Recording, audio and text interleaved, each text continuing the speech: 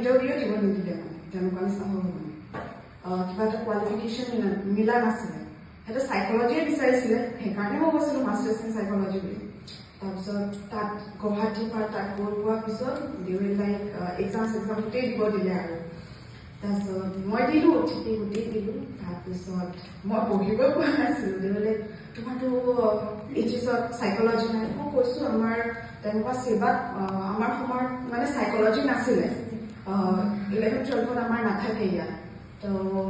education সেইটো কাৰণে মই লৈছিলোঁ আৰু এইচএছত যিহেতু নাছিলে মই সেনেকুৱাই কৈছোঁ আৰু এডুকেশ্যন ল'লে মানে পিছত চাইকলজিলৈ চেঞ্জ কৰিব কাৰণে প্ৰেফাৰেঞ্চটো বেছি পায়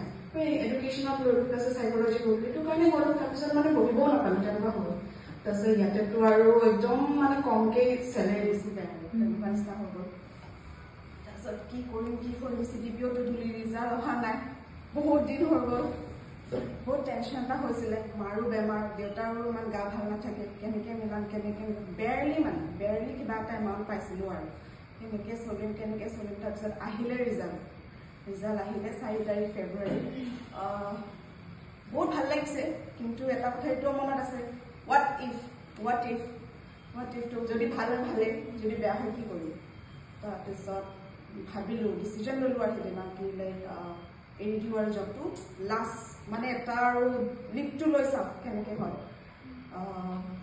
হৈ যোৱাৰ পিছত সেইকেইদিন পঢ়িলোঁ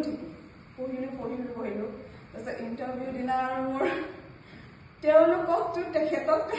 হৈ গৈছিলে আৰু মেমহঁতে পিছত ফিডবেক কৈছে তুমি অলপ ইনফৰ্মেল ৱৰ্ডছ ইউজ কৰা অলপ ঠিক কৰি দিবা তেওঁলোক তেখেতক সেইদিনাও মোৰ হৈছে ইণ্টাৰভিউ মনত পৰিছে আৰু মেমহঁতে কোৱা কথাবোৰ তাৰপিছত তেওঁলোক যাতে তেনেকুৱা মোৰ মানে ঘটনাবোৰ মনত আছে আৰু তাৰপিছত নেক্সট দিনা ৰাতিপুৱাৰ পৰা মাক মানে বহাই লৈছোঁ মাক কিবা ক'লে আপুনি তেওঁলোক তো তেনেকুৱা মানে সেইকেইদিন বহুত চেষ্টা কৰিলোঁ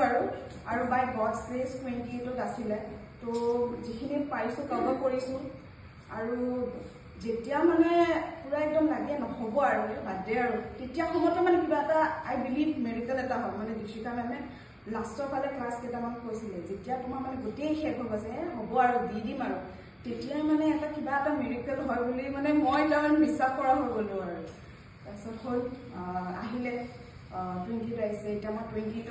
ইণ্টাৰভিউটো দি আহি পেলাই মই চিন্তা কাৰণ এইটো মাহত যে ৰিজাল্টটো নোলায় মই অহা মাহত ক'ৰবাত আৰু বিচাৰিব লাগিলে প্ৰাইভেটত